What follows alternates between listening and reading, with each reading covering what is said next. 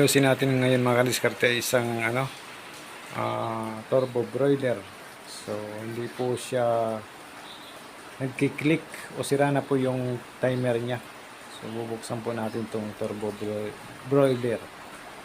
So okay pa yung connection niya. Ang problema mga kadiskarte ay sira na yung timer. So may problema din yung connection tungkol doon sa temperature. Doon po nakakabit sa temperature, may problema din po. So ngayon check natin tong loob.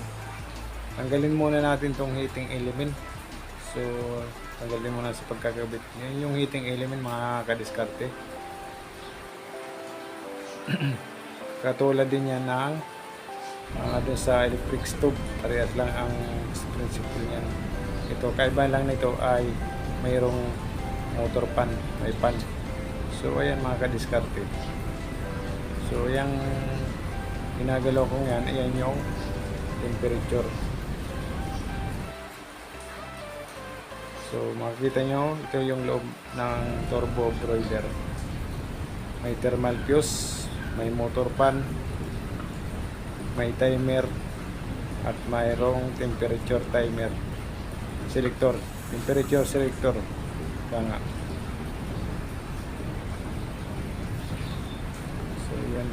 Mahirap nang ikutin itong turbo broiler or itong motor pan. So kailangan natin itong linisan mga kadiskarte. Kasi mahirap nang umikot itong itong shafting ba. So ayan mga kadiskarte. Kailangan natin kalasin yan. Yan. Check muna natin mga kadiskarte itong motor pan kung okay pa ba siya. Check muna natin.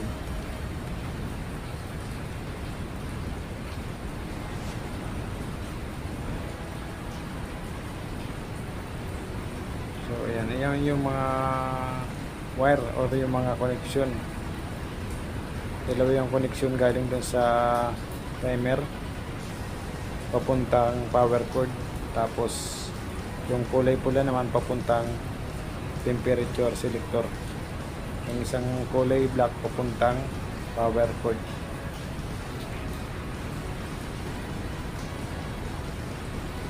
So tanggalin muna natin itong mga kadiskarte, itong timer. So ayan. Yan yung timer. Okay yung connection niya sa loob. Ang problema, wala nang yung tumutunog, yung nag-click ba? Wala na. Hindi na bumabalik mga kadiskarte. Wala na siya. So, check din natin para makita din ninyo.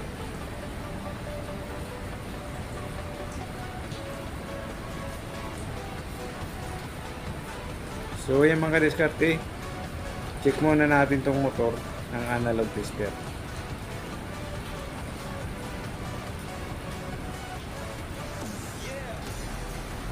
So, yan. Yan yung motor pan. Wala siyang capacitor. Direkta siya doon mismo sa sa may transformer siya. Ayan, transformer pa, motor pan.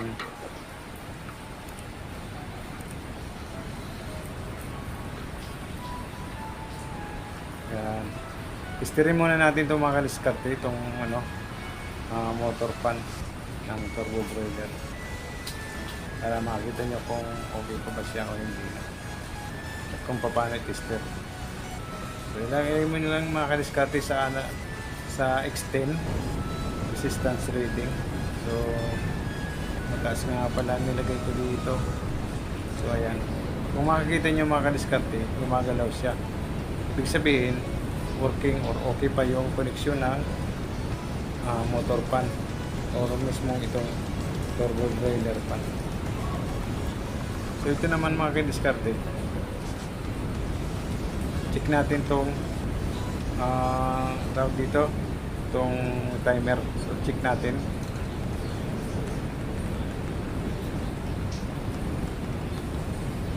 So ayan, ibig sabihin mga kadiskarte, siya, may connection. Ang problema, sira na, hindi na talaga ito babalik kahit kailan. Talagang sira na siya. Pag inikot mo siya, hanggang doon na lang. na babalik. So yung heating element mga kadiskarte, walang problema, okay pa siya.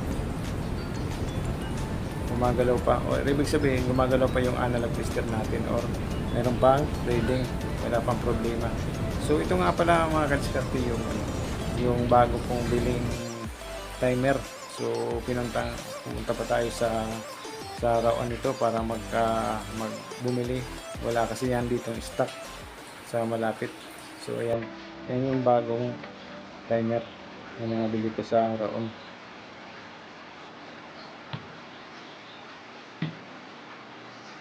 Ayan.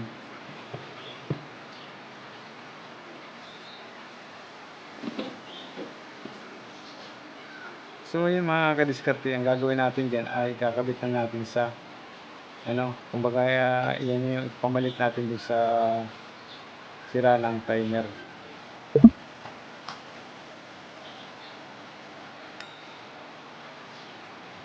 So ayan kadiskarte, ilagay na natin. So, shout out po muna sa mga aking mga subscriber. Marami pong salamat sa inyong pagsubaybay sa aking yung ating channel, ang Diskarte Pinoy Vlog. At meron po akong bagong ngayon na YouTube channel. Huwag niyo pong kalimutan subscribe, ang Buhay Kalye Official Vlog. So pasupport na lang po sa aking YouTube channel, ang Buhay Kalye Official Vlog. So ang content po niyan ay iba-iba. So panoorin niyo na lang po at paki-subscribe, paki-suportahan na lang po. So ayan mga kadiskarte, ikabit na natin tong mga wire, yung tinanggal natin, yung dalawang wire na galing dun sa temperature selector, at yung isa naman ay galing sa power supply or power cord. So ayan, ayusin lang natin to para hindi matanggal.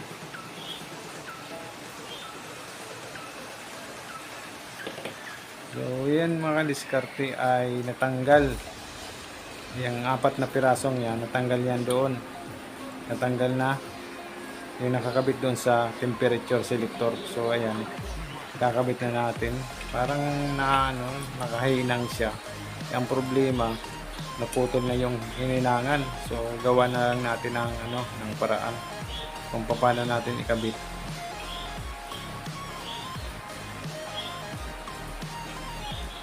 So ayan. Hindi naman pwedeng hinangan ng ang tawag dito, ng panghinang natin ng soldering iron. Kaya ang ginawa natin yan, i-clean lang natin, tapos inipit na lang. So pwede pa naman eh. Ayan, may naka-osli pa siya.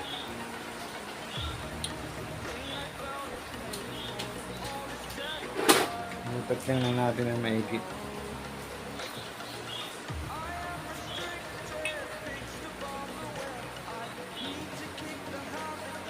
So kung kayo mag-aayos ng mga turbo broiler mga kadiskarte, ay kailangan step by step. Doon muna kayo sa power cord. Doon muna kayo mag-check. Tapos thermal fuse, motor pan, ayan, timer. Malalaman nyo naman kung saan ang sira. Heater, yung heating element. So yung mabang yan, mga kadiskarte, ang tawag yan ay temperature selector. Temperature selector yan. Gusto mo sa mababa o sa mataas na temperatura. So ang ilagay na natin mga kadiskarte, inaayos ko lang para hindi matanggal ulit.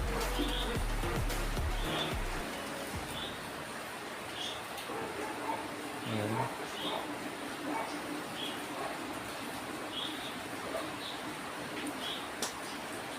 Shout out nga pala dyan kay Tito Imoy TV. Shout out sa iyo paring Tito Imoy TV.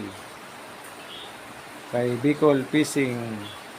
Shout out sa iyo paring Giovanni Orbita lang Bicol Fishing. Ganon din kay Team Solaris Vlog. Biyahing Hulyo. Shout out sa iyo Biyahing Hulyo. at sa lahat ng mga channel, sa lahat ng mga subscriber at viewers, maraming salamat. So ayan mga kadiskarte, ano na natin to, tornilyo.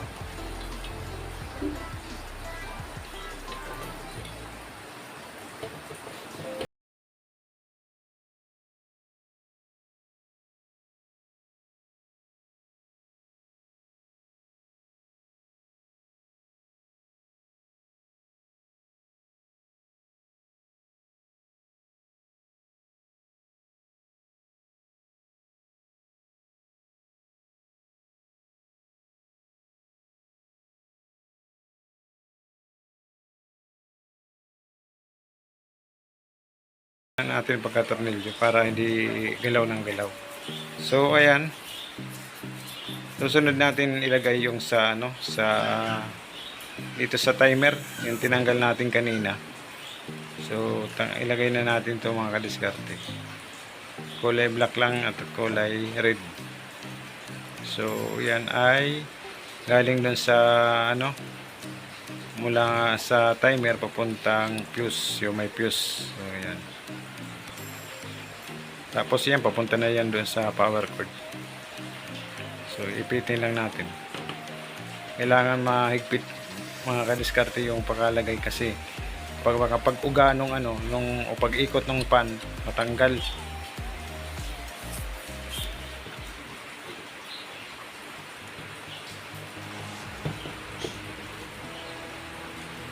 So yung mga kadiskarte, sunod natin tong pan, linisan natin to. Kasi maganit na siya eh. Kailangan natin itong linisan at tapos lagyan natin ng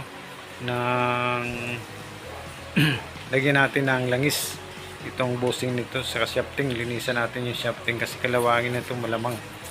Kasi matagal na itong hindi na lilinis mga kadiskarte.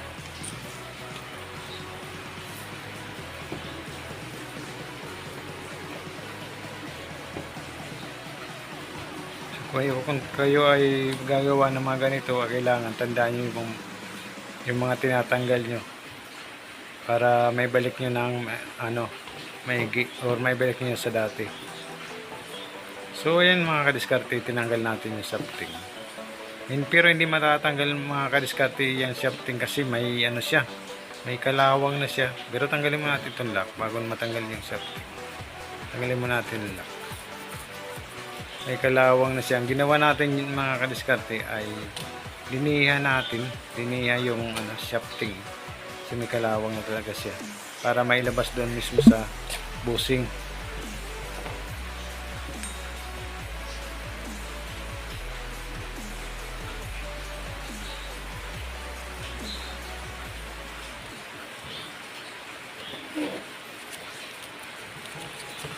So kailangan natin lihain ito mga kadiskarte para mailabas natin sa bushing o matanggal natin sa bushing ba itong shafting at nang malinisan ng maigi. Yun. Nanuyo na yung mga langis mga kadiskarte. Nanuyo na siya. Kailangan linisan to ng maigi. Tapos siyempre mga kadiskarte, yung bushing kailangan din lagyan ng langis. Yung para may stock siya doon sa oil pad. So, linisan muna natin itong field winding, yung motor. So, ayan.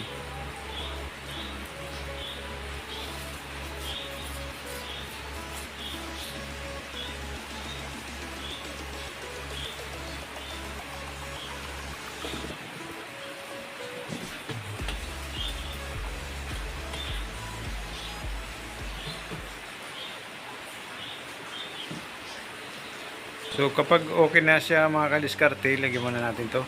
Kapag okay na siya ay ibalik na natin sa dati. So lagyan muna natin. Yan, linis, lagay ng langis sa bushing or sa oil pad. Kasama na rin yung bushing siyempre.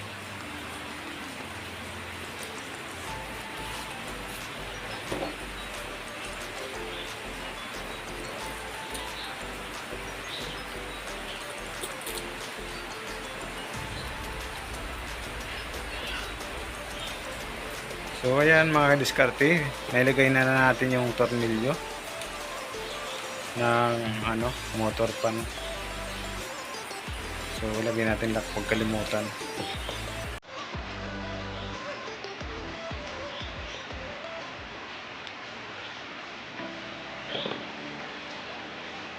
Yun, ano na, maano na, manulas na. Ibig sabihin maganda na yung ikot niya. Malambot na ba yung ikot? So, kailangan natin ayusin tong lock baka mamaya pag ikot tumalbo.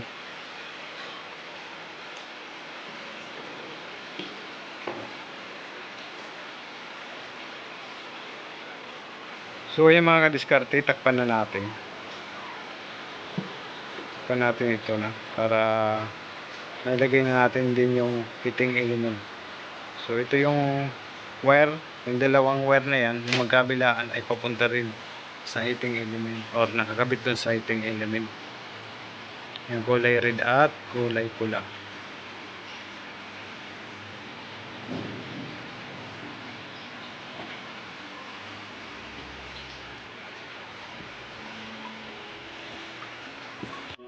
So yung mga diskarte, lagyan na natin ng tornilyo yung ano, magkabilaan, yung mga gilid-gilid. Tapos patong natin tong, bali itong ano to, itong bilog nito parang electric pan din to eh, para yung hangin sa loob din mag-circulate. So dalawa yung ano niya, yung hélice sa loob at labas.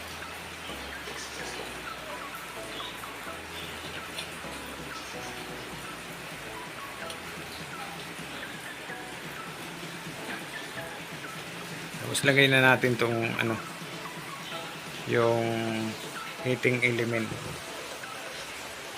Tapos kabit na natin tong tornilyo, yung ano, yung wire. So ayan mga kadiskarte, malapit nang matapos. So kailangan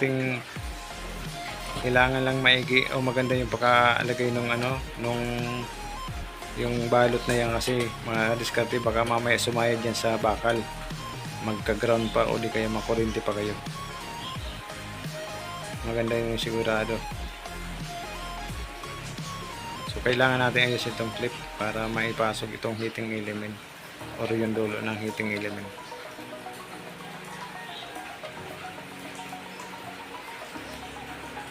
Karte, ginawa na natin ng paraan, ginawa na natin ng DIY na lang tayo ng ano, kasi sira na po yung mga kinakabitan.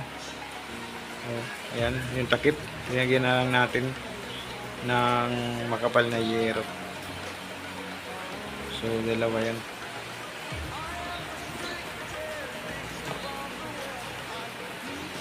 So ngayon mga kadiskarte, kailangan na natin yan ilagay dito sa loob. So bago natin ilagay nga pala yan ay ito munang pan. So ilagay na natin yung pan na yan, ay hélice, yung hélice mga kadiskarte.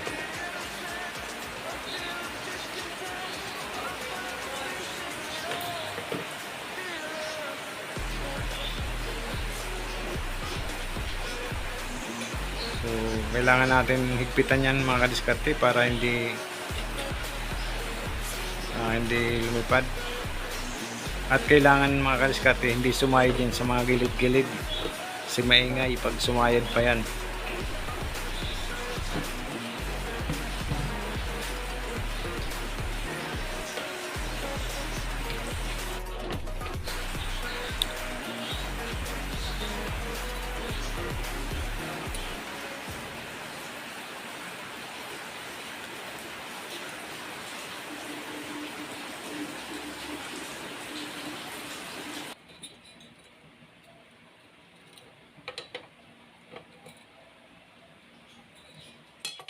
So ayun mga kadiskarte, na higpitan na natin yung hélice.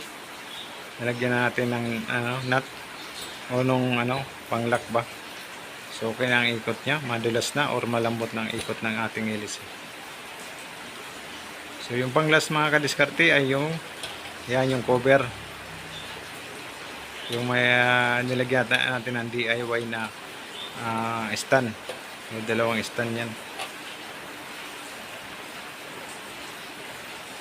Nilagyan natin mga kadiskarte ng stand. So ayan mga kadiskarte, subukan na natin panda rin itong itong ating ginawang turbo broiler.